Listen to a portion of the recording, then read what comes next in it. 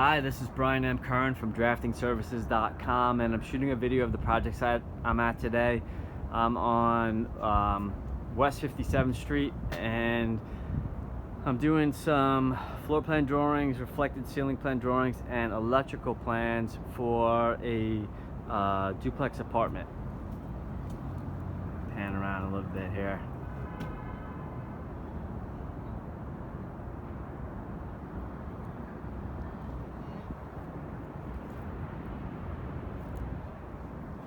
So this is the terrace I'm on. This is a sunroom.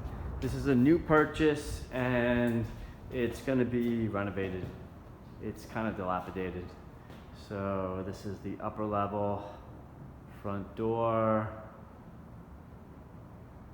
fireplace here, and kitchen. And then the level below has 2 bedrooms, 2 baths, and some closets. So this is what I'm working on today. This is looking north,